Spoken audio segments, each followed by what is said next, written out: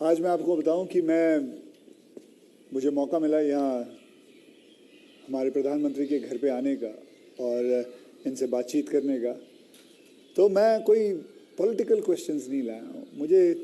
मुझे जानना है कि as a person, as a human being, एक इंसान के नाते हमारे जो प्रधानमंत्री हैं वो कैसे हैं, क्या खाते हैं, क्या बातचीत, मतलब उनकी पूरी दिन में जो सब चीज़ें होती हैं, मतलब पॉलिटिक्स को छोड़ के उसके बारे में मैं उनसे जानना चाहूँगा। तो सबसे पहले सर आपका बहुत बहुत धन्यवाद करना चाहता हूँ कि आपने मौका दिया है आपसे बात करने का। मुझे अच्छा लगा कि हम 24 घंटे राजनीति की बातों में ही उलझे रहते हैं, तो आपने हल्की फुल्की बातें और अपॉलिटिकल बातें करने के लिए इच्छा जताई है। मैं नहीं जानता हूँ दर्शकों को कितनी रुचि होगी, लेकिन जरूर मैं खुल कर के बातें बताना पसंद करूँ। नहीं, बहुत लोग बहुत कुछ जानना चाहेंगे आपके बारे में, क्योंकि आपके पर्सनल मतलब जो लाइफ होती है, कि जैसे कि मैं आपको बताऊं, मेरा ड्राइवर है, उसकी बेटी, उसने मैं उसको पूछ रहा था कि बेटे तो अगर नरेंद्र मोदी जी को, हमारे प्रधानमंत्री को कोई क्वेश्चन पूछना चाहेगी तो क्या पूछना चाहेगी? तो कमाल का सवाल उसने पूछा कि क्या हमारे प्रधानमंत्री आम खाते हैं? ये भी उसका क्वेश्चन है कि आम खाते हैं, और अगर खाते हैं तो क्या काट के खाते हैं या ऐसे गुठली के साथ खाते हैं? मतलब होता है ना, वॉश बेसिन के ऊपर खड़े होके गुठली के साथ आम खाना, उसका मजा ही कुछ और होता है। तो मैं जानना चाहूँगा कि आप आम खाते हो सर? एक तो मैं आम खाता भी हूँ और आम खाना मुझे बहुत पसंद भी है। अच्छा। और गुजरात में आम रस की परंपरा भी है। वो तो बहुत। लेकिन जब मैं छोटा था तो वैसे तो कोई आम खरीदना वरीदना तो हमारे लिए कोई उस प्रकार की कोई लग्जरी हमारे फैमिली थी नहीं। लेकिन कभी खेतों में चले जाते थे तो हमारा देश का जो किसान है बड़ा उदार रहता है। कोई खेत में आकर के खाता है तो कभी रोकता नहीं है, चोरी करता है तो रोकता है। तो आम के पेड़ पर जो पकी हुई आम थे वो खाना हमें जरा ज्यादा पसंद था। यानी उतारने के बाद पकाया हुआ नहीं, नेचुरल कोर्स में पका हुआ, और फिर पूरा का पूरा। अच्छा, तब तो ये हाइजीनिक की कोई समझ भी नहीं थी कि धोना चाहिए, टिकना करना है, कुछ नहीं समझते थे, ऐसा ही अपना कर लेते थे। लेकिन बाद में जैसे बड़े तो कई वैरायटियों के विषय में जानने लगे, आम रस खाने की आदत लगी। लेकिन हम दोनों मुझे कंट्रोल करना पड़ता है। अच्छा, अभी फिलहाल कंट्रोल? फिलहाल में मुझे सोचना पड़ता है कि इतना खाऊं या न खाऊं। नरेंद्र जी, मैं आपसे ये पूछना चाहूँगा कि आपने कभी सोचा था कि आप प्रधानमंत्री बनेंगे? कभी आपने सोचा था? और सोचा भी था तो कौन से साल में, कौन सी उम्र में आपने सोचा था कि मैं इस देश को चलाना चाहूँगा? कभी ऐसा विचार नहीं आया। अच्छा। और सामान्य लोगों के मन में बात गले नहीं उतरती है। शायद जो बन जाते हैं सबके जीवन में ऐसा होगा। मैं नहीं मानता हूं कि यानी कोई एकदम फैमिली ही उसी प्रकार से बैकग्राउंड वाली हो और किसी के मन में इच्छा जगती हो तो बहुत स्वाभाविक है। वरना मेरा जो फैमिली बैकग्राउंड है उसमें तो अगर मुझे कहीं अच्छी सी नौकरी की भी मिल गई होती तो शायद मेरी माँ अड़ोस पड़ोस के लोगों को गुड़ खिला देती कि चलो भाई बेटे को वहाँ नौकरी मिल गई, क्योंकि उससे ज़्यादा हमने तो कुछ सोचा नहीं था, गांव के बाहर कुछ देखा नहीं था। ये तो एक ही यात्रा चल पड़ी और देश में ये लेता चला गया, तो अपने आप ही बनते चले गए। सब कुछ जिम्मेवारी आती गई। बहुत ही मतलब नेचुरली रहा है इसमें। वैसे मुझे मेरी दृष्टि से, मेरे व्यक्तिगत जीवन की दृष्टि से अननेचुरल लग रहा है। क्योंकि मेरा बैकग्राउंड, मेरी दुनिया, आज की जो राजनीति का तौर तरीका, उसमें ये सब बैठता ही नहीं जी। मुझे भी आश्चर्य हो रहा है कि देश मुझे इतना प्यार कैसे करता है और इतना सारा क्यों मुझे देता रहता है। जहाँ तक मैंने पढ़ा है आप सन्यासी बनना चाहते थे या आप सोल्जर या आर्मी में जाना चाहते थे, ऐसा कुछ भी? ये आपकी बात सही है, ये आपकी बात सही है। बचपन में मेरा एक स्वभाव था किताबें पढ़ना, लाइब्रेरी चला जाता था, तो बड़े बड़े लोगों के जीवन पढ़ना ये शौक रहता था। कभी फौज वाले यूनिफॉर्म में निकलते थे तो मुझे बड़ा देखता था, कभी बच्चे की तरह खड़े होकर के सैल्यूट कर देता था, मन करता था कुछ ना कुछ। इतने में 1962 का वॉर हो गया, तो हमारे यहाँ से दूर एक महसाना स्टेशन है मेरे गांव से, तो वहाँ स्टेशन पे सब लोग, जो फौज के लोग ट्रेनों में जाते थे, उनका बड़ा सत्कार करते थे, चाय वगैरह, तो मैं भी चला जाता था। तो जाकर के मैं भी वो, तो मुझे बड़ा मज़ा आता था। तो मन पे हो गया कि हाँ, ये देश के लिए जीने मरने वाला रास्ता है। तो कभी उस दिशा में सोचता था। इतने में एक बार मैंने कहीं पढ़ा कि गुजरात में कोई सैनिक स्कूल है, उसमें आप दाखिल हो सकते हैं। तो हमने हमारे उस समय शायद 1 रुपया 2 रुपये से उसका सारा जानकारी मंगवाते थे। अब हमें तो अंग्रेजी आती नहीं थी, तो हमारे मोहल्ले में एक स्कूल के प्रिंसिपल मिस्टर रास विहारी मणियार करके रहते थे, तो मैं उनके पास चला गया। मुझे कभी बड़े व्यक्ति से मिलने से कभी संकोच नहीं होता था, ऐसे ही फिर चला गया मैं बाहर। ये बस यही है कि भीतर मन में था, तो मैं रामकृष्ण मिशन में चला गया। एक स्वामी आत्मस्थानंद जी हुआ करते थे, अभी उनका करीब 100 ईयर उम्र में अभी स्वर्गवास हुआ। तो मैं सीएम बना तो मेरे घर उनको फिर बुलाया मैंने, प्रधानमंत्री बना तो उनके यहाँ चला जाता था। अभी कलकत्ते में अस्पताल में तो 2-3 बार हो आया था मैं। तो वो बड़ा बहुत मुझे प्यार करते थे, समझाते थे जिंदगी क्या है, टिकना क्या है। रामकृष्ण मिशन आश्रम में कुछ समय रखते थे मुझे। विवेकानंद जी जिस कमरे में रहते थे उसमें मुझे घंटों तक बैठने के लिए मौका देते थे। तो ये सारे नए नए अनुभव होने लगे। फिर हिमालय की दुनिया में चल पड़ा, बहुत कुछ भटका, बहुत कुछ घुमा, दुनिया देखी, और ये सब 18-20 साल 22 साल की उम्र में ही करता रहा मैं। लेकिन कुछ कन्फ्यूज़न भी था, कुछ इरादे भी थे, कोई गाइडेंस भी नहीं मिल रहा था, लेकिन मन में सवाल खुद पैदा करता था, जवाब खुद ढूंढता रहता था। ऐसे भटकता भटकता भटकता यहाँ पहुँच गया। तो आपकी लाइफ को मैं अभी आपकी बात में सुन रहा हूँ, तो मुझे लगता है अगर आप प्रधानमंत्री नहीं होते तो जिस हिसाब से आप बता रहे हो तो सन्यासी ज़्यादा लगते थे, मतलब सन्यासी बन जाते थे अगर आप। वैसे मैं क्या बनता ये कहना अभी कठिन लग रहा है, क्योंकि जो सोचा नहीं वो बन गया। वो तो हमेशा होता है, मेरे साथ भी। मैं भी आपको अगर एक किस्सा सुनाऊंगा तो मेरे साथ भी ऐसा ही कुछ हुआ है। मैं क्या बनने वाला था, मैं एक मार्शल आर्ट का टीचर बनना चाहता था, कहाँ मैं फिल्मों में आ गया और फिल्मों में आते आते हीरो बन गया। मैं आपसे क्या, हमारे प्रधानमंत्री जी को मैं ये जानना चाहता हूँ, गुस्सा आता है? और मतलब क्योंकि देखिए सबको गुस्सा आता है, आई एम श्योर आपको भी गुस्सा आता है। अगर आता भी है तो उस गुस्से में आप क्या करते हो? वो गुस्सा निकालने के लिए किस पे निकालते हो और कैसे निकालते हो? मेरे लिए ये कभी कोई कहेगा कि मुझे गुस्सा नहीं आता है तो बहुत लोग को सरप्राइज होता है। आपको गुस्सा नहीं आता? मैं बताता हूँ। अच्छा। सरप्राइज होता है। इसलिए ये कहना कि राजी नाराजी गुस्सा ये मनुष्य के स्वभाव के हिस्से हैं। अच्छा। जिंदगी उसके बिना हो नहीं, हर प्रकार की चीजें हर के अंदर होती है। लेकिन जो मेरा 18-22 साल की जिंदगी का जो एक बड़ा तबका था, वहाँ जो मेरी ट्रेनिंग हुई उसमें ऐसी बातें थी जिन लोगों से सीखता था कि आपके जीवन में स्वभाव में ईश्वर ने सब दिया है। अब आपको तय करना है कि जो अच्छी चीज है उसको बल देते हुए कैसे बढ़ना। तो फिर ये चीजें हैं जो नेगेटिविटी लाती है वो रुकती है। मैं कह सकता हूँ कि मैं इतने लंबे समय तक मुख्यमंत्री रहा,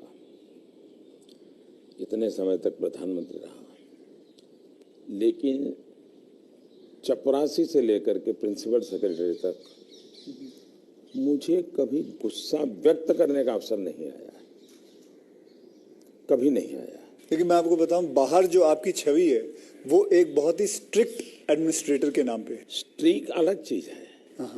मैं स्ट्रिक्ट हूँ, डिसिप्लिन हूँ, लेकिन मैं किसी को नीचा दिखा करके अपमानित करके काम नहीं करता। मैं उसको प्रेरित करता हूँ। कभी कोई चीज़ है तो मैं खुद हेल्पिंग हैंड के रूप में खड़ा हो जाता हूँ। मान लीजिए कोई ड्राफ्ट लेकर के आया, तो एक तो तरीका होता है भाई क्या ले आए हो, दूसरा होता है वाह ऐसा करें ना, ये अपन करें तो कैसा रहेगा, आपको क्या लगता है ये करे तो कैसा होगा। तो क्या होता है मेरी 10 मिनट पहले इन्वेस्ट हो जाती है, लेकिन वो मुझे समझ पाता है। तो अगली बार जब वो आता है तो मुझे मेरा समय ही नहीं जाता, वो मेरी कल्पना के अनुसार चीज लेकर के आ जाता है। तो एक प्रकार से मैं कोई लेके आता है तो उसमें से सीखता भी हूँ और सिखाता भी हूँ, और मैं अपनी टीम बनाता चल जाता हूँ। तो मेरे प्रेशर हैं, स्ट्रेस हैं, वो नीचे नीचे नीचे डिवाइड होते चले जाते हैं। तो मेरे पास कुछ बचता ही नहीं है। तो मतलब आपको इतना गुस्सा नहीं आता? मैं अंदर तो होता होगा, मैं व्यक्त तो करने से अपने आप को बहुत रोक लेते हो। होता क्या है जी, कभी मान लो एक मीटिंग में आपने गुस्सा कर दिया तो मीटिंग का एजेंडा वगैरह सब छूट जाता है।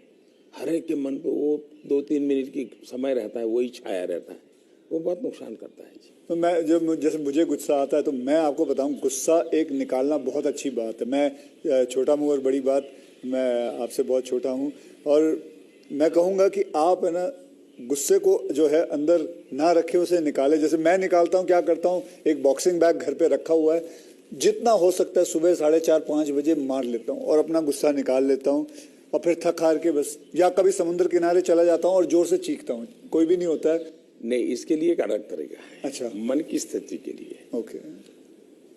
एक तो होता है चेहरे पर, बॉडी पे गुस्सा आना और शब्दों में व्यक्त होना, दूसरा होता है आपके इमोशंस को। मैं अपने अंदर एक चीज डेवलप की थी, ऐसी कोई घटना है जो मुझे पसंद नहीं आई है और मेरा मन करता है कि ऐसा क्यों हुआ। कभी होता था मेरे साथ ऐसा क्यों हुआ, कभी होता था मैंने ऐसा क्यों किया, मुझे ऐसा नहीं करना चाहिए था। और कभी ईगो बीच में आता है तो मैं व्यक्त भी नहीं करता हूँ भाई आई एम सॉरी, मेरे से ये गलती हो गई, मनुष्य है। तो मैं क्या करता था, अकेला कागज लेकर के बैठता था, उस सारी घटना का वर्णन लिखता था, कैसे हुआ, क्या हुआ, और मैंने क्या किया, क्यों किया, खुद ही, और उसमें जस्टिफाई करने की कोशिश नहीं करता था। फिर उसको मैं फाड़ करके फेंक देता था, पढ़ता भी नहीं था दोबारा। फिर भी मेरा मन शांत नहीं होता था, पूरी कथा दोबारा लिखता था, 3 पेज, 4 पेज, 5 पेज, उसमें उस सारे घटनाक्रम को डाल के पूरे पेपर पे रख देता, फिर से एक बार जीवंत कर देता था। इससे क्या होता था कि वो चीजें, मेरी जो इमोशंस है उस कागज के अंदर आकर के फिर वो जल जाती थी। तो मैं एक प्रकार से फिर उस प्रक्रिया के दरमियान जो पहले मुझे सच लगता था कि मैं सच हूँ, 2-3 बार लिखने के बाद मुझे लगता है नहीं ये गलत है, मैं सच नहीं था, मैं ही गलत था। अच्छा, ये मैं आइडेंटिफाई कर लेता हूँ उसमें से। तो मतलब ये आपका तरीका है? हाँ, ये आपका लेकिन अब वो नहीं रहा, इतना समय नहीं है। अच्छा, यानी मैंने अपने आप को ट्रेन उस प्रकार से किया था। से इतना बड़ा आपका घर है, जैसे मैं अपने घर पे अपनी माँ के साथ रहता हूँ, आपका मन करता है सर आपकी माँ, आपके भाई, आपके सारे जितने भी रिश्तेदार हैं आपके साथ घर पे रहें? पहला है कि अगर मैं पीएम बनकर के घर से निकला होता तो स्वाभाविक रूप से मेरा मन रहता है कि भाई सब वही रहे। मैं एक जिंदगी की बहुत छोटी आयु में सब कुछ छोड़ चुका हूँ, बहुत छोटी आयु में। मन नहीं करता माँ, बहुत छोटी आयु में छोड़ दिया। ओके। छोड़ दिया, उसके कारण वो जिंदगी ऐसी थी जो टोटली डिटैच बन गई है। और इसलिए जिसको कहे लगाव, मोह, माया, क्योंकि मेरी वो जो जिंदगी में जो घर छोड़ करके निकल गया था, वो जो ट्रेनिंग हुई वो उस प्रकार की हुई, और उसके कारण एक अवस्था के बाद छोड़ना है तो मुश्किल जाता है। उस समय जब छोड़ा तब तकलीफ हुई होगी, लेकिन अब जिंदगी वो बन गई। लेकिन फिर भी कभी माँ को बुला लिया था मैंने, कुछ दिन उनके साथ बिताए थे मैंने, पर फिर भी जैसे मेरी माँ मुझे कहता है भाई तुम मेरे पीछे क्यों समय खराब करते हो, और मैं यहाँ क्या करूँगी तुम्हारे साथ रह के। मैं अपना चली जाती हूँ, मैं अपने पुराने गांव के जो लोग हैं कभी यहाँ मिलने आते तो बातें होती है, अपनी बातें होती, तुम्हारे साथ मैं क्या बात करूँ। तो स्वाभाविक है किसी का मन मेरे साथ नहीं लगेगा। तीसरा, मैं भी समय नहीं देता, जितने दिन माँ यहाँ रही मैं अपनी शेड्यूल में ही लगा रहता था, तो एक आध बार साथ में खाना खा लेता था। फिर मुझे भी कोई पेन होता था कि मैं रात को 12 बजे आता हूँ तो माँ को दुख हो रहा है कि क्या कर रहा है। मुझे अभी भी याद है, मैं आपसे जब पहली बार आपसे जब मैं मिला था तो मैं गुजरात में आपसे पहली बार मिला था जब आप वहाँ सीएम थे। तो उस वक्त एक या दो मतलब मैंने आपको एक दो चुटकुले सुनाए थे और आपने भी मुझे एक चुटकुला सुनाया था। तो मैं ये जानना चाहता हूँ कि आपका ह्यूमर अब प्रधानमंत्री बनने के बाद इंटैक्ट है?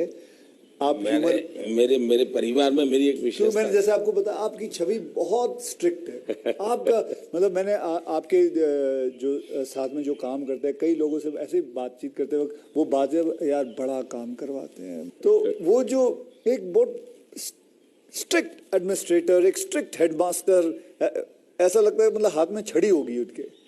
तो अभी भी आपका ह्यूमर एक बात है, ये जो छवि बनाई गई वो सही नहीं है। अच्छा, वो अलग बात है, सही नहीं है।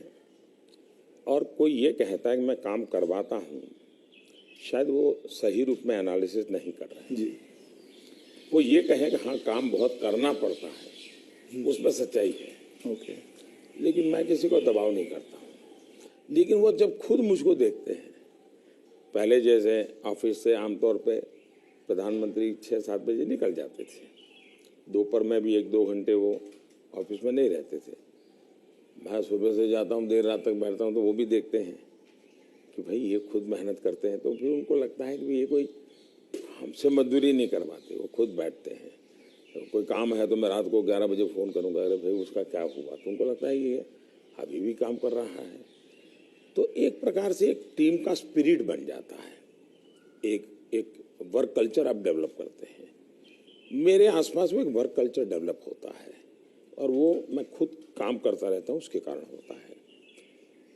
स्ट्रिक्टनेस, डिसिप्लिन थोपने से नहीं आती है, क्योंकि मैं जिंदगी मैंने ह्यूमन रिसोर्स डेवलपमेंट में ही अपनी ज़िंदगी खपाई है। आप लोगों को अच्छा झूठ बोल कर इम्प्रेस भी नहीं कर सकते हो लंबे अरसे तक। वो सब देखते हैं आपको कि या बात ऐसी करते हो, करते ऐसे हो, तो आप जैसे हैं वैसे रहो और उनसे काम करिए। हाँ, मैं काम के समय काम में रहता हूँ, इसलिए इधर उधर की बातें समय खराब नहीं करता हूँ मैं। दूसरा, मान लीजिए मैं मीटिंग कर रहा हूँ और कोई मोबाइल फ़ोन अपना समय बिगाड़ रहा है, तो मैं फिर उनकी तरफ अच्छा बताइए अभी मैं जो विचार कह रहा था क्या हुआ, तो उनका ध्यान नहीं था, तो उनको लगता था मोबाइल फ़ोन में मैं ट्विटर देख रहा था। तो तब से मेरी मीटिंग में समझ गए कि मोबाइल फ़ोन नहीं जाना चाहिए। मैं किसी से भी मिलता हूँ, कोई भी व्यक्ति आएगा, मेरा कभी बीच में फ़ोन नहीं आता है। मैं किसी को नहीं कहता। मानता हूँ, मैं भी आपसे 2-3 बार मिला हूँ, आपने मतलब इट इज। तो ये मैंने डिसिप्लिन खुद के जीवन में लाया, तो सामने वाले को लगता है कि यार ये टोटली मेरे लिए डेडिकेटेड टाइम था, इन्होंने कोई उपयोग नहीं किया। इन चीज़ों का एक प्रभाव पैदा होता है। जहाँ तक ह्यूमर का सवाल है, मेरे परिवार में हमेशा एक कल्पना थी, कभी पिताजी राजी नाराजी हुए हो, कभी छोटी मोटी हो, तो हमेशा मैं पूरे माहौल को एक आधे मिनट में हल्का कर देता था। ये मेरा एक स्वभाव था। आज भी मुझे वो करने का मजा आता है, शब्दों से खेलना वगैरह। पर अब क्या हो गया है जी, हर चीज के अलग अर्थ निकाले जाते हैं, आधा अधूरा वाक्य उठा करके उछाल दिया जाता है। तो अब डर लगता है कि कहीं जाकर के, इरादा वो नहीं होता है, हंसी मजाक कहावत सब होना चाहिए, लेकिन अब दुरुपयोग हो जाता है तो डर लगता है। आज ये सोशल मीडिया की वजह से लोग कोई भी शब्द कोई भी उल्टा सीधा करवाते हैं। सोशल मीडिया के बजाय टीआरपी वाले, परेशानी टीआरपी वाले करते हैं। तो आप जरा अपना ह्यूमर को बचा के रखते हो, लेकिन अपने दोस्तों के साथ आपके जो दोस्त हाँ, वो तो आज भी चलता है जी। मेरी कैबिनेट मीटिंग का विवेक होता है, तो मेरे जो जूनियर अफसर हैं, वैसे वो बेचारे संकोच करते हैं, क्योंकि उनके लिए पीएम जो एक ऑरा बना हुआ है दुनिया में, वो तो बड़ा अलग है। मैंने वो ऑरा रखा नहीं है, मैं दोस्ताना करता हूँ, तो मैं उनको चुटकुले सुनाता रहता हूँ कभी कभी। तो ऑपोजिशन पार्टी में आपके कोई दोस्त हैं? बहुत दोस्त हैं, बहुत अच्छे दोस्त। आप अभी भी उनके साथ कभी चाय पीना? बहुत अच्छे दोस्त हैं हम लोग, साल में 1-2 बार साथ खाना भी खाते हैं। अच्छा। हाँ, अब मैं खैर वो फॉर्मल होता है, क्योंकि लेकिन हम तो कहते हैं- कैमरा में देखते हैं, हम तो मीडिया के सामने, मीडिया जो दिखाती है हम तो वही देखते हैं, हमको तो पता ही नहीं एक होता ही है। बहुत पहले की बात है, जी। तब तो मैं मुख्यमंत्री भी नहीं था, लेकिन किसी काम से मैं शायद पार्लियामेंट गया था और गुलाम नबी आज़ाद और मैं बड़े दोस्ताना अंदाज में गप्पे मार रहे थे।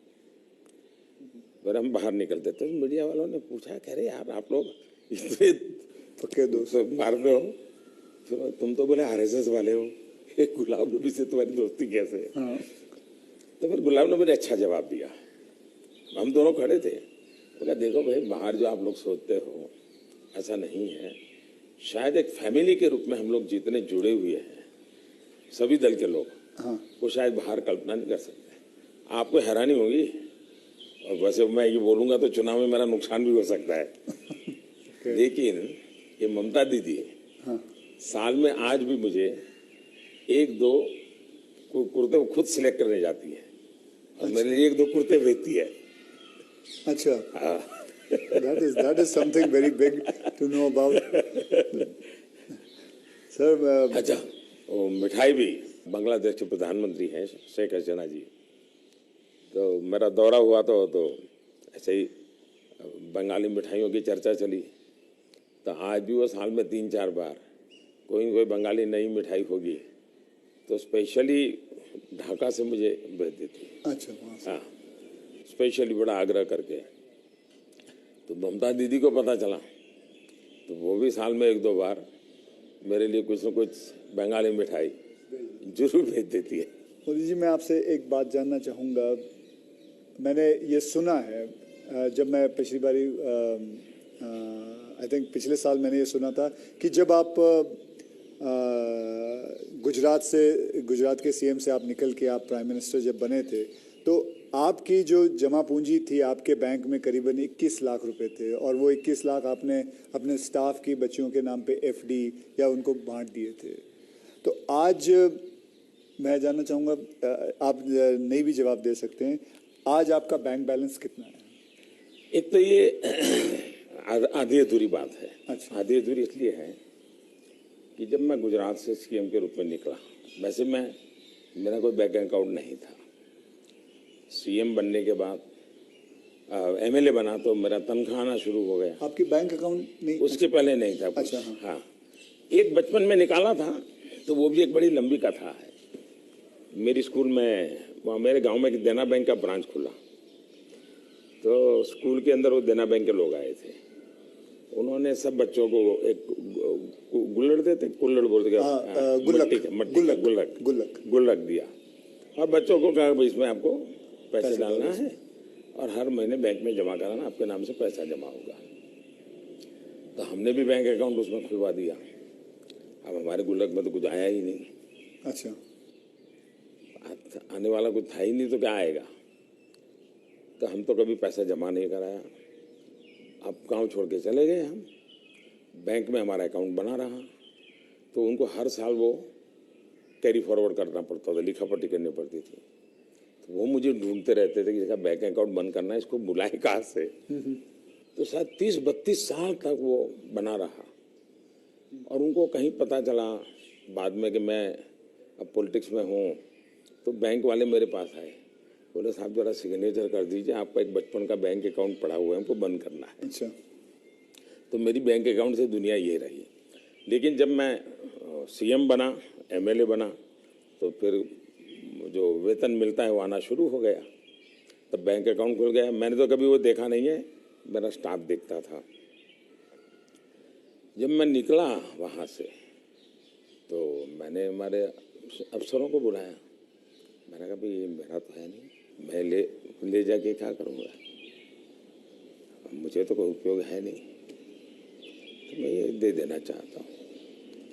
तो उन्होंने कहा कि भाई ऐसा मत कीजिए। मैंने कहा भाई मैं करूँगा क्या इसे ले जा कर। तो खैर अफसर लोग मेरी इज्जत करते थे तो ज़्यादा बहस नहीं की, चले गए। शाम को एक सीनियर अफसर को लेकर के आए मिलने के लिए। फिर उन सब ने तीन लोग थे, ये समझाया, बोले देखो मोदी जी ठीक है आपको ज़रूरत नहीं पड़े, लेकिन आपके ऊपर इतने कोर्ट केसेस चल रहे हैं गुजरात में, वकील भी इतने महंगे होंगे हैं, आपको कभी न कभी पैसों की ज़रूरत पड़ेगी। अब पद पर तो कब रहोगे, कितना रहोगे आप, और बाद में बोले कोई नहीं देगा आपको। तो हमारी प्रार्थना है कि तो वैसा मत कीजिए। तो मैंने कहा क्या करूं? बोले ठीक है, आपकी इच्छा है तो कुछ हिस्सा दीजिए। तो उसमें से मैंने फिर 21 लाख रुपया दिया। अच्छा, उसमें से? हाँ, ओके। मेरे अपने जेब से दे दिया। और मैंने कहा कि ये जो हमारा सेक्रेटरीट है उसमें जो ड्राइवर है, हाँ, प्यून है,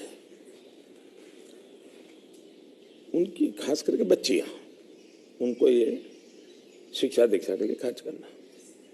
अभी वो फाउंडेशन शायद बनाया हुआ है गुजरात सरकार ने, और उसमें से वो मदद कर भी रहे हैं।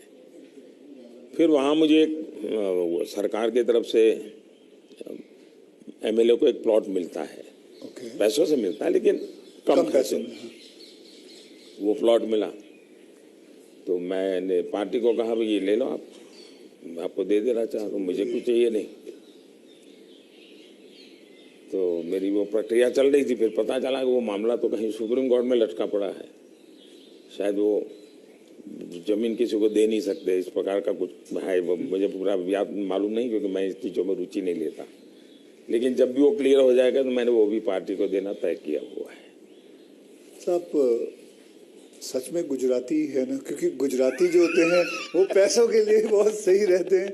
मतलब मैं नहीं मानता कि मतलब आपने अपना प्लॉट दे दिया, अपने पैसे दे दिए, तो आप, क्योंकि मैं आपको, अगर आप इजाज़त दे तो मैं एक छोटा चुटकुला सुनाना चाहता हूँ। जी जी जी। एक गुजराती आदमी था, बुजुर्ग आदमी था, वो मर रहा था। तो वो कहता है, मेरी गुजराती ज़रा इतनी ठीक नहीं है, लेकिन वो कहता है कि मारो दीकरो क्यों छे, मतलब मेरा बेटा तो बेटा अगर डैडी हूँ यहाँ छू, मारी दीकरी क्या छे, डैडी हूँ यहाँ छू, मेरी बीवी कहाँ है, मैं भी यहाँ हूँ, आप तीनों यहाँ हैं तो दुकान पे कौन है? तो सारे के सारे इधर ही आ गए हो, तो मेरे दुकान पे कौन है? क्योंकि मैं मानने को तैयार नहीं हूँ कि, क्योंकि मैंने देखा है गुजरात, मेरे बहुत सारे गुजराती दोस्त हैं, गुजराती जो होते हैं वो अपने पैसों को बहुत सही संभाल के रखते हैं, वो अपने पैसों से दूर नहीं रहते। मैं आपको एक चुटकुला सुना दूं। ठीक है, ये बहुत बड़ी हमारे यहाँ चुटकुला चलता है कि एक बार प्लेटफॉर्म पर ट्रेन आई, रेलवे ट्रेन में। हाँ, तो ऊपर ही बर्थ पे कोई पैसेंजर सोया हुआ था। तो उसने जगह स्टेशन आया तो उसने खिड़की में आवाज लगा के बाहर किसी को पूछा कि भाई कौन सा स्टेशन आया? तो उसने कहा 4 आना दोगे तो जवाब दूंगा। तो बोले जवाब की जरूरत नहीं, अहमदाबाद होगा। समझ गया मैं, बिल्कुल। तो ये बिल्कुल बात सही है। और एक बताता हूँ, ये किसी की आलोचना करने के लिए नहीं है, लेकिन कोई भी अर्थ निकाल सकता है, और ये सत्य घटना में से बना हुआ चुटकुला है। बहुत साल पहले, वैसे मेरी जिंदगी ऐसी थी, ये हाफ स्लीव का कुर्ता और पैजामा, जूते और थैला, यही से मैं रेलवे में भटकता रहता था, और दाढ़ी रहती थी। तो मैं पुणे स्टेशन पे उतरा। अच्छा। और कोई मेरे पास ज़्यादा सामान तो था नहीं, मेरा एक वो झोला था, एक अखबार था हाथ में। तो मैं पैदल चला जा रहा था, मुझे पुणे में आरएसएस दफ्तर में जाना था, तो मैं पैदल ही जाना था। तो एक ऑटो रिक्शा वाला धीरे धीरे धीरे धीरे साथ चलता गया।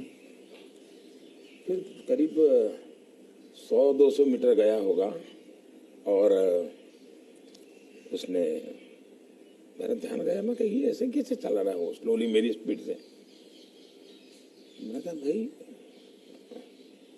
आपकी ऑटो रिक्शा खराब है, क्या प्रॉब्लम है आपका? तो उसने कहा साहब आप नहीं बैठोगे? मैंने कहा क्यों, मैं तो पैदल जा रहा हूँ। तो बोले आप समाजवादी हैं? मैं कहा नहीं, मैं तो अहमदाबादी हूँ। हाँ। तो मैंने कहा क्यों समाजवादी क्यों? ये बोले समाजवादी लोग, बोले हमारे पुणे के समाजवादी जो लोग हैं वो स्टेशन में पब्लिक के सामने ऑटो रिक्शा में नहीं बैठते हैं, दूर जाके गुपचुप बैठ जाते हैं। ऐसा क्यों? लोगों के इम्प्रेशन रहे कि वो मेहनत करते हैं, सादगी वाले हैं। ओके, अच्छा। तो बोले मुझे भी लगा शायद आप समाजवादी हैं, तो औरों की तरह आप भी थोड़ी देर के बाद बैठ जाओगे। तो बोले इसलिए मैं चल रहा था। तो जब उसने मुझे पूछा आप समाजवादी है, तो मेरा तुरंत जवाब था मैं अहमदाबादी हूँ। आइए सर, एक थोड़ा चलते चलते बात करें आपसे। सर, आपसे मैं पूछना चाहता हूँ कि अगर आपको कभी एक अलादीन का चिराग मिल जाए और जिन कहे कि आपके 3 विशेष हैं, तो वो आपके 3 विशेष क्या होंगे? देखिए, अलाउद्दीन चिराग मुझे मिल जाए और सचमुच में उसके पास ताकत होगी जी। तो मैं उसे कहूँगा कि तुम जितने भी ये समाजशास्त्री हैं या जो एजुकेशनलिस्ट हो, उनके दिमाग में भर दो कि भावी पीढ़ी को ये अलाउद्दीन चिराग वाली कथा सुनाना बंद करें कि ऐसा कोई अलाउद्दीन होता है और वो इच्छाएं पूरी करता है। मैंने कहा उसको मेहनत करना सिखाओ। मैं कभी एक्सपेक्ट नहीं कर रहा था आप ये जवाब दोगे। मुझे लगा आपको 3 विशेष आप सोचोगे कि क्या है 3 विशेष, लेकिन ये एक बहुत ही सही तरीका है। आलसपना जो होता है वो यही चीज़ों से आता है। यार आई विश मुझे ये मिल जाए, बैठे बैठे मिल जाए। तो ये जो आपने जो किया हुआ है, ये जो कहा हुआ है, बिल्कुल सही कहा हुआ है। ये मूल तो बाहर से आए हुए चिंतन है जी, मैंने रिसर्च नहीं किया है। हाँ। ये हमारे यहाँ मूल चिंतन ऐसे नहीं है। मूल चिंतन तो हमारे यहाँ परिश्रम का है जी। हमारे यहाँ ये नहीं है कि भाई ऐसे ही कुछ आकर के कोई दे देगा, ऐसा नहीं है जी। एक ना एक दिन तो सभी को रिटायर होना होता है, आपको भी रिटायर होना पड़ेगा। तो आपने कभी पोस्ट रिटायरमेंट प्लान सोचा है कि आपने जब ये सब कुछ खत्म हो जाएगा, मतलब आप पॉलिटिक्स से संन्यास ले लेंगे, तो आपके आगे जाके आपने क्या करना है? एक बड़ा इंटरेस्टिंग चीज बताता हूँ जी। हम लोगों की एक मीटिंग थी इनर सर्कल की। अटल जी थे, आडवाणी जी थे, राजमाता सिंधिया जी थी जी, सिकंदर बख्त साहब थे, प्रमोद महाजन भी थे और उसमें सबसे छोटी आयु का मैं रहता था। तो बातें चली, उसमें से ऐसे ही अभी मीटिंग शुरू होना बाकी था, ऐसे गप्पे चल पड़े कि भाई रिटायरमेंट के बाद क्या करेंगे। तो सबने कुछ न कुछ अपना बताया। प्रमोद महाजन इसको बड़ा लोगों को खुद करके निकालते थे। अच्छा, प्रमोद जी की व्यक्तित्व की विशेषता थी, उनका जीवन बड़ा विविधताओं से भरा था। अनेक प्रकार की एक्टिविटी से वो अपने आप को जोड़े रखते थे। मुझे पूछा, मैं कहा मेरे लिए तो बड़ा कठिन है क्योंकि मुझे कुछ नहीं आता है। मैंने कभी इस सारी चीजों में सोचा ही नहीं। मैंने तो जब जो जिम्मेवारी मिले उसी को जिंदगी माना है। जिम्मेवारी ही मेरी जिंदगी है।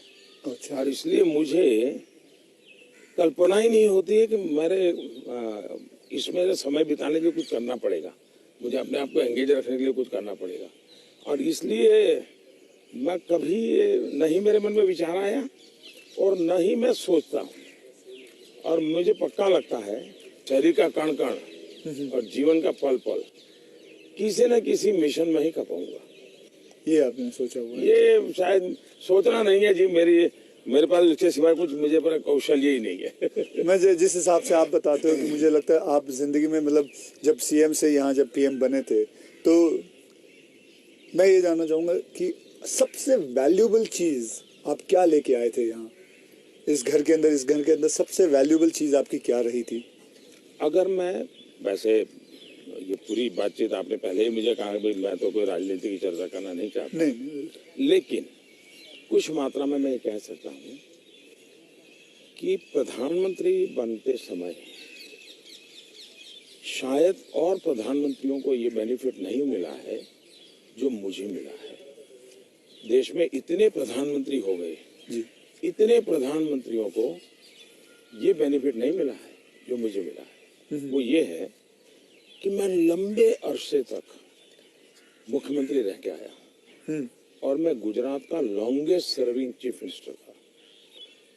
चीफ मिनिस्टर होने के नाते आपको बारीकियों से जुड़ना पड़ता है, बारीकियों से काम करना पड़ता है। आपको इश्यू आपके सामने सीधे आते हैं, सॉल्यूशन आपको सीधा करना पड़ता है। ये तजुर्बा शायद मेरे पहले के किसी प्रधानमंत्री को नहीं मिला। इतना सद्भाग्य नहीं मिला। देवगौड़ा साहब मुख्यमंत्री रहे थे, लेकिन बहुत अल्पकाल के लिए। मैं बहुत लंबा रहा हूँ। मैं समझता हूँ कि इसने मुझे देश की सेवा करने के लिए बहुत बड़ी संबल दिया, बहुत बड़ी ताकत दी है। ये मैं अपना एक मान सकता हूँ कि वहां से मैं लेकर के आया, ये जो देश के काम आ रहा है। आप जैसे मैं जानता हूँ, जैसे मैं आपके एक स्टाफ मेंबर से भी बात कर रहा था, आप 3 या 4 साढ़े 3 घंटे ही सोते हैं। मतलब 7 घंटे तो सोना एक अमूमन एक शरीर को चाहिए। आप 3.5 घंटे ही सोते हो। ये बात आपकी सही है। मेरे जो जितने मेरे साथी हैं, मेरे जानने वाले लोग हैं, या हमारे जो अब सरकार में आया हूँ तो डॉक्टर भी रहते हैं, उन सबका मेरे से एक ही आग्रह रहता है कि मेरी नींद में बढ़ाऊं।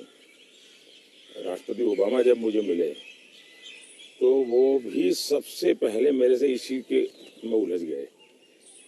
बोले मोदी जी क्यों ऐसा करते हैं? बोले मैं, हम दोनों अच्छे दोस्त हैं जी, तू तारी करके बुलाते हैं एक दूसरे को, तो तू ऐसा क्यों करता है जी? तुझे आज पता नहीं है, ये तेरा नशा है काम का, तुम करते रहोगे लेकिन तुम अपना नुकसान कर रहे हो। और वो जब भी मिलते हैं कि तुम मेरी बात मानते हो नहीं मानते हो, नींद बढ़ाई कि नहीं बढ़ाई। अब पता नहीं मेरा एक बॉडी साइकिल ऐसा हो गया है। मतलब आपको नींद आती ही नहीं है 3.5-4 घंटे के बाद? नहीं, नींद जो है मेरी इतने कम समय में पूरी हो जाती है। स्ट्रेस की वजह से तो आप उठ नहीं जाते हो कि अब मुझे काम नहीं, मैं इतना नॉर्मली देखा है आपने कि कोई भी व्यक्ति उठता है तो हाथ पैर इधर उधर करता है, आंखें ऐसे ऐसे करता है। मेरा कुछ नहीं, आंख खुलती है, फ्रिक्शन ऑफ सेकंड मेरा पैर जमीन पे होता है, मैं उठ जाता हूँ। उठता मैंने बिस्तर पे उठता वैसा नहीं, बिस्तर से भी बाहर होता हूँ। अब ये हो सकता है वो मेरी जो 18-22 साल के कालखंड में जिस जिंदगी को मैं जी रहा था जी, उसमें से शायद ये डेवलप हुआ है। अब वो मेरे शरीर का वो हिस्सा बन गया है। तो अच्छा। लेकिन मैं, जैसा आपने कहा रिटायर्ड होने के बाद क्या करोगे, तो पहला काम मैं नींद कैसे बढ़ाऊं इस पर सोचूंगा। कहाँ बैठोगे? आ जाओ। आज आपके सारे कागज पड़े हैं। कोई बात नहीं, आ जाओ। तो आपको कभी, मैं ये जानना चाहूंगा, वैसे कई लोग जानना चाहेंगे कि नरेंद्र मोदी जी को जब जुकाम लगता है तो वो क्या लेते हैं? आप हैरान होंगे, मैं बहुत ही, फिर वही कहूंगा, मैं ऐसी कठिन जिंदगी जी करके आया हूँ। तो डॉक्टर क्या होता है, ये महंगी दवाइयाँ क्या होती हैं, सोफिस्टिकेटेड क्या होता है, वो सब आप आयुर्वेदिक पे बहुत विश्वास करते मैं बताता हूँ। आयुर्वेद के बजाय कैसी जिंदगी है। अब आप जब पहाड़ चढ़ते हैं तो पैर तो दर्द करते ही हैं, कितनी आदि हो लेकिन ऊंचाइयों पर जाते हो तो अब जो अकेला इंसान है वो क्या करेगा? मालिश वाले को तो कुछ नहीं करा ऐसे सकता, वैसे किसी तो को होते नहीं है, क्या फिजियोथेरेपी नहीं करा सकता, मसाज नहीं करवा सकता। अब मैं क्या करता था जी, मेरे कंधे पे हमेशा एक ये जो असम का गमछा होता है ना, हाँ, ये गमछा मेरे पास रहता था ऐसा, तो मैं जैसे उसको ऐसे पैर पे बांध देता था पूरा, और बीच में एक छोटी लकड़ी तोड़ करके पैर से लगा देता था, फिर इसको मैं कर्व करता था। अच्छा, तो प्रेशर आता था, ऐसा पूरे बॉडी को मैं अपना मसाज खुद ऐसा तरीका रखता था मैं। तो ऐसी चीज़ें मैं इवॉल्व करता था अपने लिए। मैं बहुत साल पहले कैलाश यात्रा पे गया था पैदल, टोटल यात्रा करीब 1000 किलोमीटर का था, पैदल गया। कुछ और भी लोग थे, बड़े धनी लोग भी वहाँ कभी कभी यात्रा में आते थे। अब बहुत बड़े बड़े महंगे वो चमड़ी बचाने के लिए सब लेकर के आए हुए थे। मेरे पास तो कुछ था, मेरे पास कैस्टर ऑयल था, और वो भी रॉ, सीधा वो घानी से निकाला हुआ, तो उसकी स्मेल भी बहुत खराब होती है, तो मैं उसी को लगाता था। अब ये लोग 5वें 6ठे दिन मुंह नहीं धो सकते क्योंकि उनकी चमड़ी जल करके चीर करके लटक गई थी, तो वो बड़े परेशान रहते थे। तो मुझे कुछ नहीं होता था, बड़ा मैं तेज तर्रार रहता था। तो मुझे पूछने लगे कि आप क्या करते हो? मैंने कहा कुछ नहीं भाई, कैस्टर ऑयल लगाता हूँ भाई। तो रात को हम जब पहाड़ चढ़ करके रात्रि मुकाम होता था, ये मेरे पास आ जाते थे, हर कोई एक एक बूंद कैस्ट्रोल में से ले जाता है। जुकाम होता है तो मैं गर्म पानी पूरा समय पीता हूँ। गर्म पानी, गर्म पानी, उसमें कुछ शहद या कुछ नहीं, कुछ सिंपल गर्म पानी। दूसरा, हो सके तो फास्टिंग करता हूँ। अच्छा, फास्टिंग यानी एकदम से सिवाय पानी कुछ नहीं, एक दो दिन 24 घंटे 48 घंटे, ज़्यादा नहीं करना पड़ता। तीसरा, ये सरसों का तेल होता है, उसको थोड़ा गर्म करके रात को 2-3 बूंद डाल देता हूँ।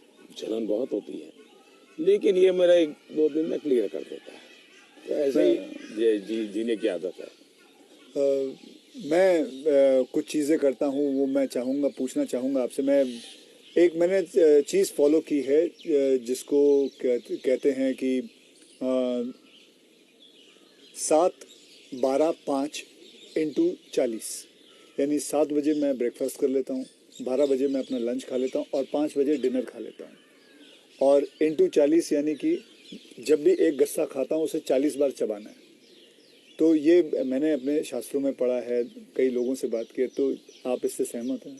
बिल्कुल सहमत हूँ, और ये बिल्कुल सही रास्ता आपने चुना हुआ है। हमारे देश में मूल आदत यही है।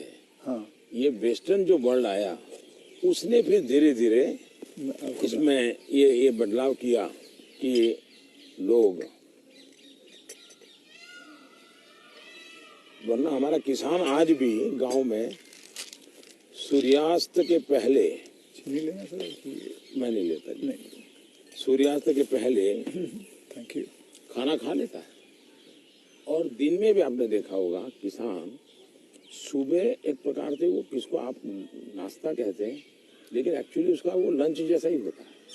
हाँ, वो काफ़ी मात्रा में बड़े बड़े रोटी और सब्जी या चटनी कुछ लेकर के खेत चला जाता है। दिन में थोड़ा सा लेकर के उसकी पत्नी सर पे कुछ रख करके जाती है। वो पूरा भोजन नहीं होता है, हाँ, हाँ। थोड़ा होता है। ये आज भी हमारे देश में परंपरा है। ये आपका एक फैशन स्टेटमेंट बहुत बढ़िया है, मतलब दाढ़ी वाड़ी एकदम सही किया हुआ, और मतलब कभी कभी मैं देखता हूँ आप हाफ स्लीव कुर्ता पहनते हैं, ज़्यादा करके हाफ स्लीव कुर्ता पहनते हैं। तो ये जो फैशन, ये जो है, ये जो आपकी जो शेविंग और ये सब, क्या ये मतलब फैशन जो है, ये आपने खुद ने किया है या आपने किसी को? आपने बहुत अच्छा सवाल पूछा। जैसे मैं बहुत स्ट्रिक हूँ, गुस्सा करता हूँ, ये जो एक छवि बनाई गई है, वैसे दूसरी छवि मेरे इन कपड़ों की दुनिया को लेकर के बनाई गई है। दरअसल क्या है, मैं छोटी बैग में मेरी जिंदगी थी और मैं ट्रैवलिंग करता रहता था। जी, आपने बताया झोले में। और तो मैं देखता था कि एक तो मैं कपड़े खुद धोता था। सीएम बना तब तक मैं कपड़े खुद धोया हूँ। ओके, कभी मैंने कपड़े, तो फिर मैंने कैसे सोचा कि लंबी बाहें रखता हूँ तो मुझे इतना ज़्यादा धोना पड़ता है। दूसरा मेरे बैग में वो जगह ज़्यादा लेता है, तो मैंने खुद नहीं काट दिया था। अच्छा, वो जगह ज़्यादा लेता है इसलिए आपने इसको मैंने काट दिया था। ओके, हाँ, वो बात वो फैशन बढ़ गया जी। ये बात सही है कि मैं ढंग से रहना, ये मेरी प्रकृति थी। शायद एक कारण ये भी था कि गरीबी के कारण कभी कभी इन्फेरिटी फील होती थी लोगों के बीच में। तो उसको ओवरकम करने के लिए शायद साइकोलॉजी पढ़ी होगी बचपन में, ऐसा मुझे लगता है। तो मैं क्या करता था, अब हमारे घर में वो प्रेस करने के लिए कुछ था नहीं, तो मैं ये बर्तन का जो लोटा रहता है उसमें कोयला भर देता था, गर्म कोयला, और उसी से कपड़ों को प्रेस करता था और पहन के जाता था। लेकिन जूते नहीं थे। तो मेरे एक मामा एक दिन आए घर पे, तो पता नहीं उनका मन कर गया, तो उन्होंने मेरे लिए जूते ला दिए। तो एक कैनवास के सफ़ेद जूते हैं ना जी, हाँ, छोटे से, शायद उस समय तो 8-10 रुपये मिलते होंगे, वो ले आए। तो मैंने देखा थोड़े दिन में तो वो गंदे होना शुरू हो गए। तो मैं क्या करता था, क्लासरूम में सब बच्चे चले जाते थे, मैं रुका रहता था, और टीचर जो ब्लैक बोर्ड पे लिखता है ना, तो बाद में जो छोटा चॉपस्टिक का टुकड़ा रह जाता है वो ऐसे ही फेंक देता है। हाँ, हाँ, हाँ, हाँ, हाँ। तो मैं उसको इकट्ठा करता था, वो चॉपस्टिक के टुकड़े, वो ले आता था और हर दिन सुबह चॉकस्टिक जूतों पे लगा देता था। हाँ, मैं समझ गया। और डेली ये मैंने कई बार आपसे मिला हूँ। आप घड़ी जो है वो अभी तो आपने सही पहनी हुई है, लेकिन घड़ी आप ज्यादा करके ऐसे पहनते हो। घड़ी मैं ऐसे ही पहनता हूँ क्योंकि मुझे मीटिंगों में बैठना पड़ता है ना। हाँ, तो मैं नहीं चाहता हूँ किसी को पता चले कि मैं ऐसे घड़ी देख रहा हूँ, उसको इंसल्ट फील होता है जी। अच्छा। तो मैं उसके सम्मान के लिए हमेशा कॉन्शियस रहता हूँ कि ऐसे चोरी छुपे से घड़ी देख लेता हूँ। आप कोई बैठा है बात कर रहा है और घड़ी देखते हैं तो मतलब कि आप उसको इशारा करोगे बहुत हो गया जाओ। तो आप ऐसे रखते हो।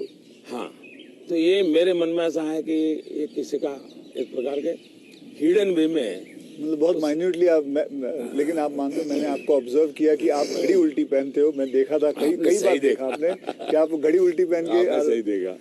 मोदी जी, मैं आपसे ये जानना चाहूँगा कि ये जो सोशल मीडिया का आजकल तो पूरा ज़माना है एंड मैंने देखा है कि आप काफ़ी एक्टिव रहते हैं, लेकिन जो आपको लोग प्रश्न पूछते हैं या लोग आपसे बात करते हैं तो आप खुद देखते हो ट्विटर या इंस्टाग्राम, ये सारी चीज़ें आप देखते हो सर?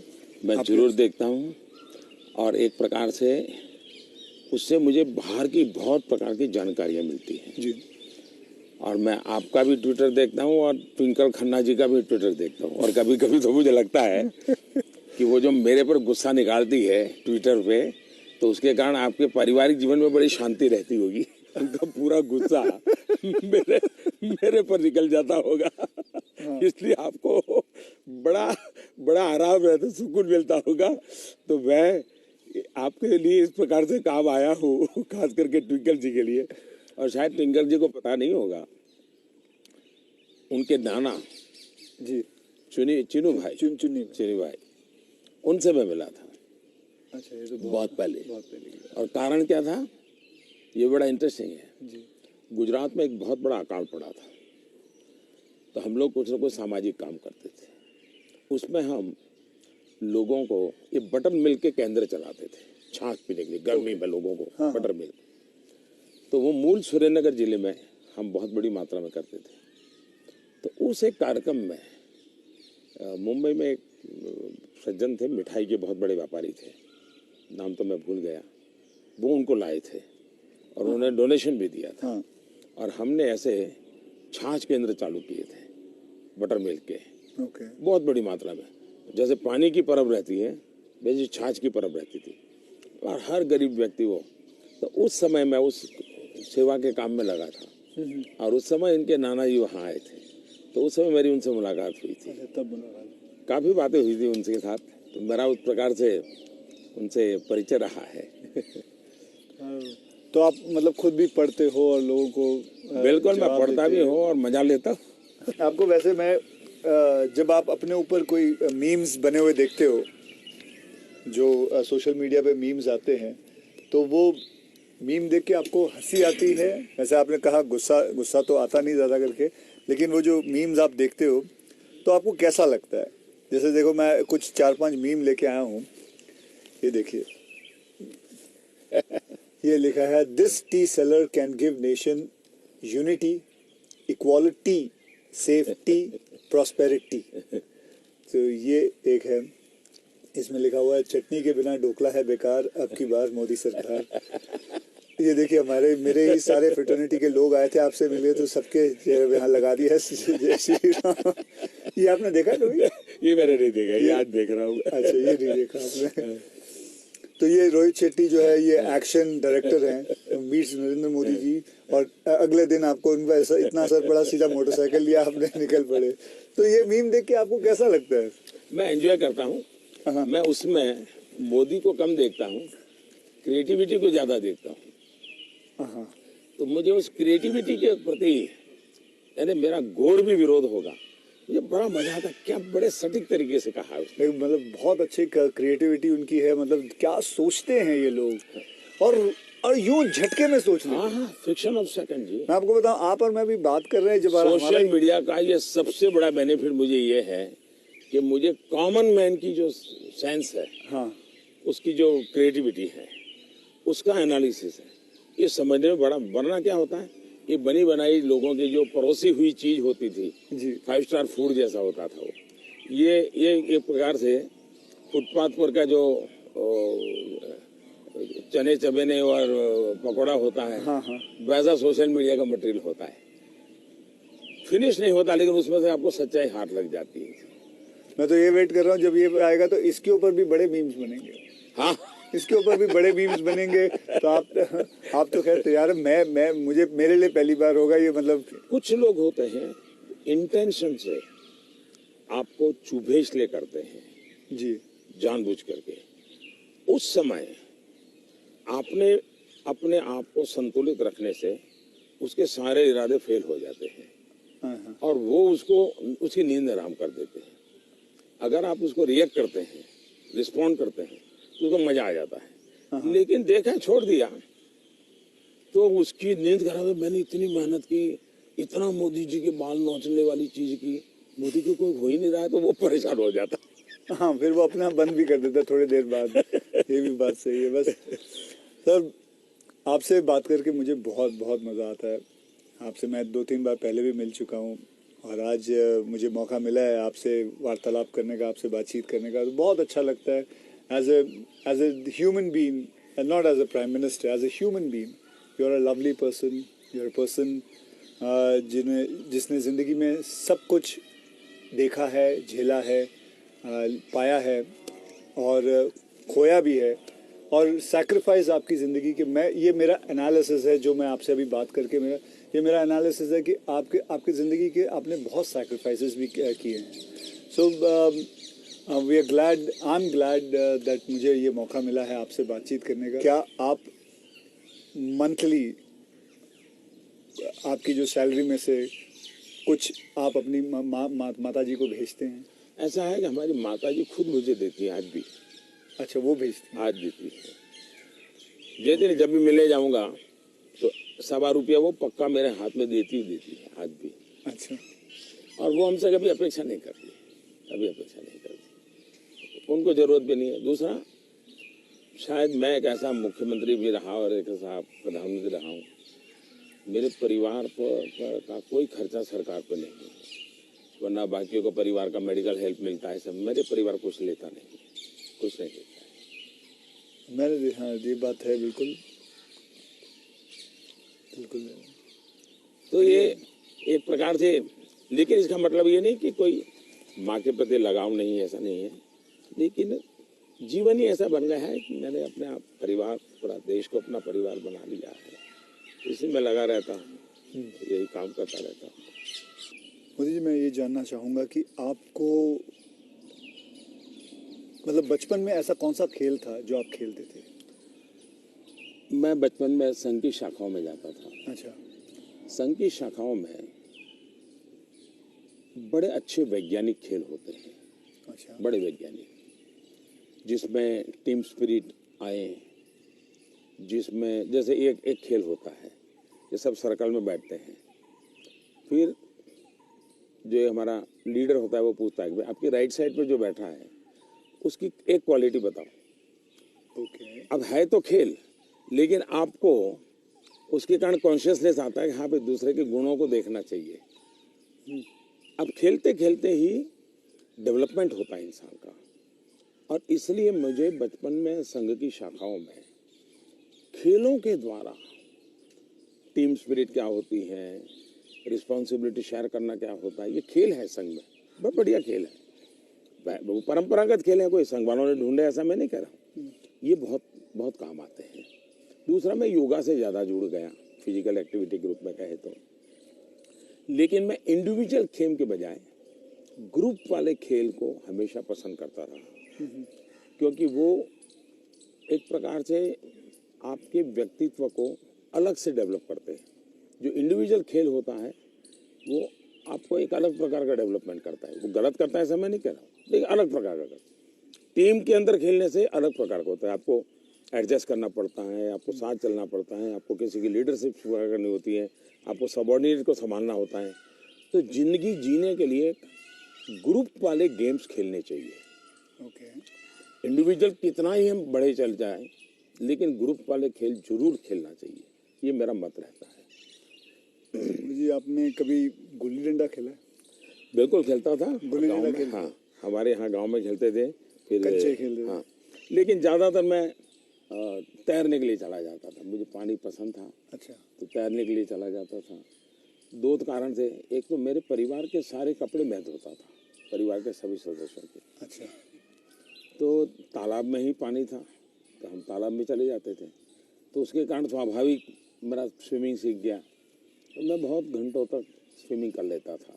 हाँ। तो मेरे शरीर के जो अगर मूलभूत कहें कि डेवलपमेंट, बॉडी डेवलपमेंट जिसको कहें, वो शायद स्विमिंग से हुआ है। वो गांव वाला स्विमिंग जो जी समझ गया। अपने गांव में तालाबों में, नहर हो गई, तालाब हो गया वहाँ हाँ, की। उसी में। मुझे अभी याद है आपका, मैंने एक यूनाइटेड नेशन में एक पहली जो स्पीच देखी थी आपकी, आई थिंक 2014 में दी थी। मैं प्रधानमंत्री बना और सितंबर में गया था। सितंबर में गए थे। तो आपने जब आपने इतने सारे स्पीचेस दिए हैं हिंदुस्तान में, तो वो आपका पहला स्पीच था जो वर्ल्ड वाइड पूरी दुनिया। तो वर यू नर्वस? क्या मेरे प्रधानमंत्री नरेंद्र मोदी जी नर्वस थे उस दिन? मेरा प्रॉब्लम ओवर कॉन्फिडेंस का है। अच्छा, उल्टा था? उल्टा था। और हुआ क्या कि मैंने मन में सोचा था कि ये मेरा फ्रेमवर्क रहेगा बोलने का। जब जहाज में यहाँ से जा रहा था, हमारे अफसरों ने मुझे ब्रीफिंग भी किया था। जब मैं अमेरिका पहुँचा तो हमारी फॉरेन मिनिस्टर सुषमा जी, उनकी मीटिंगें ज़्यादा होती थी तो उनको पहले जाना पड़ता है, तो पहले गई हुई थी। तो पहुँचने के बाद ही मेरा कोई दूसरे दिन कार्यक्रम था, तो मेरा नेचर है, मैं होटल से उतरता हूँ तो पहले मीटिंग कर लेता हूँ। तो ब्रीफिंग के लिए सब बैठे थे, तो सुषमा जी ने पूछा कि साहब आपका भाषण वगैरह, मैंने कहा कर लेंगे, क्या है। तो वो अड़ गई। उन्होंने बड़ा आग्रह नहीं कि बोले साहब ऐसा नहीं चल सकता। अच्छा, अफसर लोग बोल नहीं पाते थे मुझसे, किसी ने मुझे कहा भी नहीं था। बोले यहाँ एक्सटेम्पो भाषण नहीं करना चाहिए, बोले लिखित स्पीच होना चाहिए। कभी मैं तो न किसी को लिखने के लिए कहा है, न मैंने लिखा है, मैं तो हर जगह वैसे ही करता हूँ। खैर काफ़ी दिन हमारी आधा घंटा तक बहस होती रही, लेकिन उन्होंने बिल्कुल पकड़ कर कहा नहीं साहब इसमें आपकी नहीं चलेगी, आपको मानना पड़ेगा। तो मैंने कहा क्या करेंगे ये? तो मैंने कहा मैं अपना बता देता हूँ मुझे क्या बोलना है। तो मैंने वहीं पर उस दिन मैंने कहा इसके आधार पर आप बना दीजिए। फिर वो स्पीच तैयार हुई। अब मुझे स्पीच प्रॉब्लम नहीं था, पढ़ना ये प्रॉब्लम था। मतलब पढ़ना यानी कि पढ़ कर के बोलना, वो मैंने कभी आपको देखा मुझे नहीं। बहुत दिक्कत होती है जी, बहुत दिक्कत होती है। मेरा थॉट प्रोसेस इतना तेज चलता है। तो मेरा वो पहला भाषण जो है, हाँ, वो पढ़ कर के मैं किया हुआ हूँ, यानी एक्चुअली पढ़ रहा हूँ मैं। आपने देखा होगा मेरे हाथ में कागज है।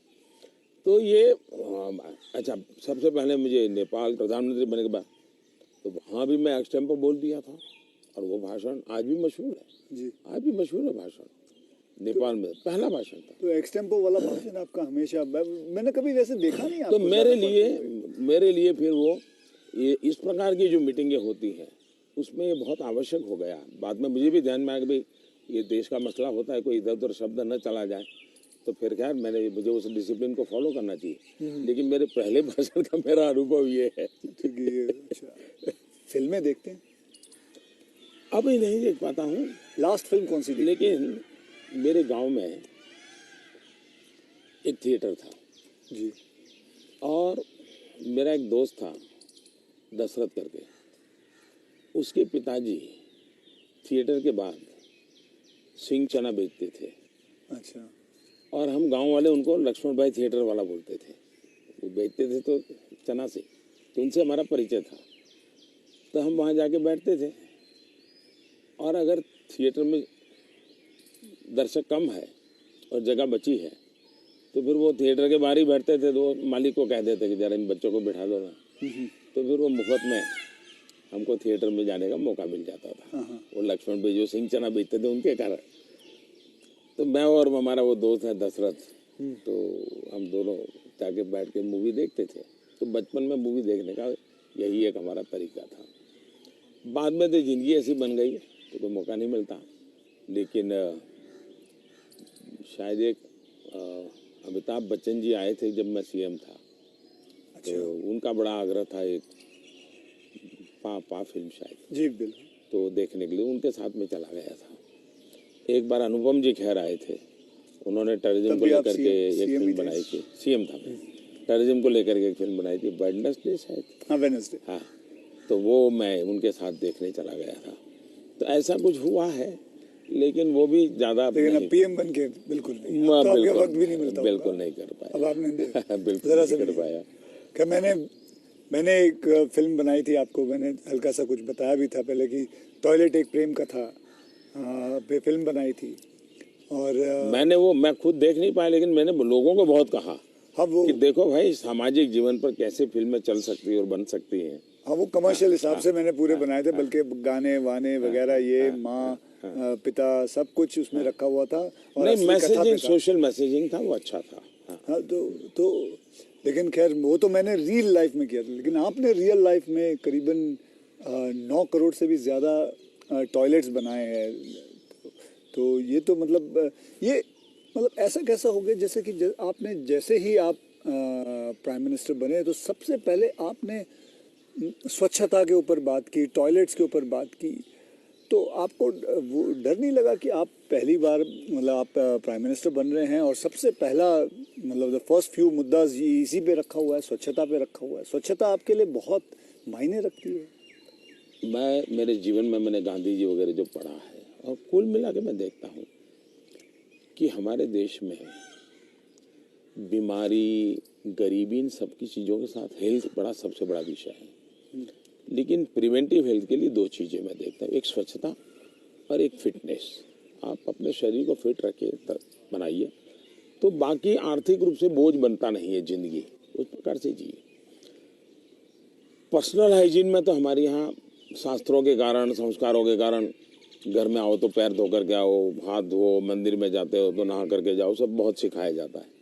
सोशल हाइजीन के प्रति हम उदासीन रहे हैं।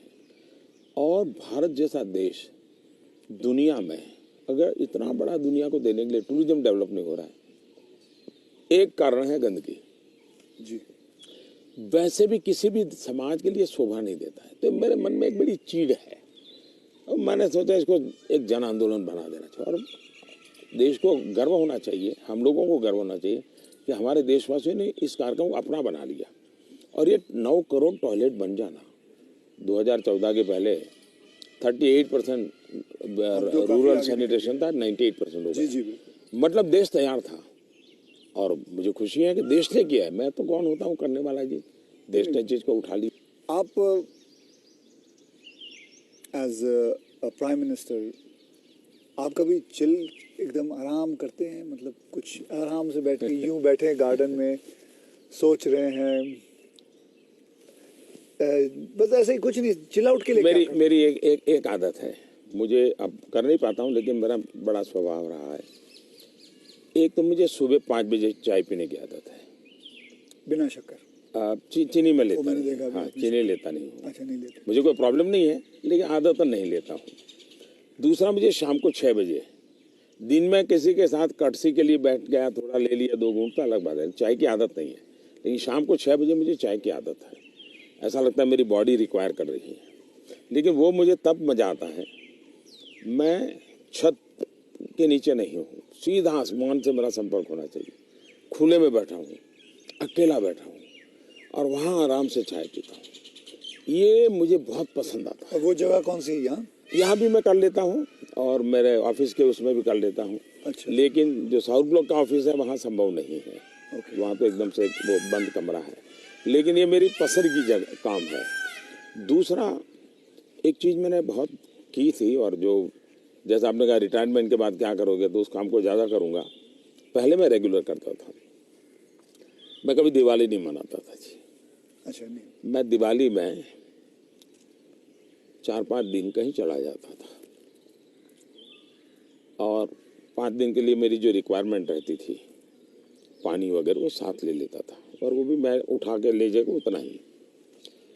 और मैं पहले रिसर्च करके रखता था, कहीं जंगलों में कोई जहाँ इंसान न हो, लेकिन पीने के लिए शुद्ध पानी अवेलेबल हो, ऐसी जगह ढूंढता था, और वहाँ जाके मैं रहता था।